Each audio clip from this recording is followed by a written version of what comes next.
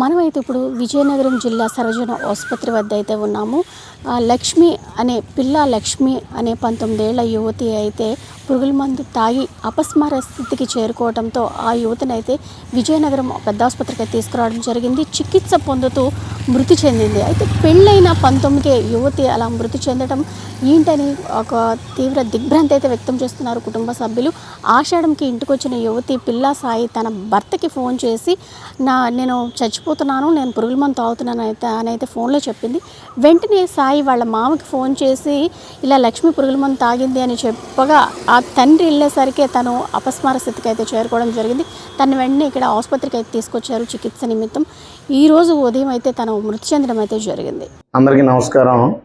కొండసంబం పంచాయతీ గొర్రెలపేట విలేజ్లో ఈ నెల 17వ తారీఖున కడగల బంగారు నాయుడు అని చెప్పి ఆయన కంప్లైంట్ మేరకు ఆయన పాప శ్రీలక్ష్మి పేరు 19 సంవత్సరాలు, ఈవిడికి జూలై 2వ తారీఖున కరకం విలేజ్ చీపురుపల్లి మండలం సాయి అన్న అబ్బాయితోనే మ్యారేజ్ అయ్యింది. మ్యారేజ్ అయిన తర్వాత ఈవిడ ఆషాఢ మాసంకి మళ్ళీ కనవరింటికి వచ్చింది. ఇంతలోపు వీళ్ళ భర్తకు ఈ అమ్మాయి పెళ్ళవక ముందు వేరే అబ్బాయితో చనువుగా ఉందని చెప్పిన విషయం తెలిసింది. తెలవటం భర్త ఈయన ప్రశ్నించాడు. తదుపరి ఈ విషయం మళ్ళీ తల్లిదండ్రులకి తెలిసి ఈవిడ 17వ తారీఖున ఆవిడ కళ్ళంలో పురుగుల మందు తాగి తదుపరి చిగురుపల్లి హాస్పిటల్లో జాయిన్ అవగా మెరుగైన చికిత్స మేరకు సుఖదేవ్ హాస్పిటల్కి పంపించారు. సుఖదేవ్ హాస్పిటల్లో ట్రీట్మెంట్ పొందుతూ నిన్న ఉదయం 3 గంటల 20 నిమిషాలకు చనిపోవడం జరిగింది.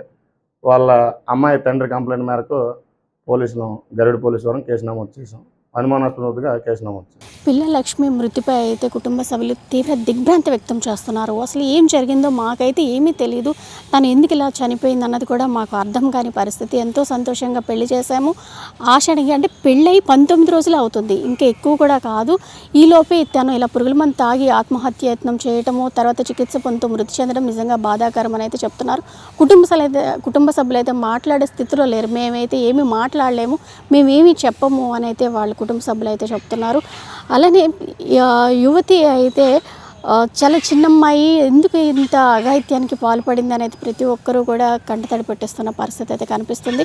లక్ష్మి మృతిపై అయితే భర్త సాయి కూడా దిగ్భ్రాంతి వ్యక్తం చేస్తున్నాడు.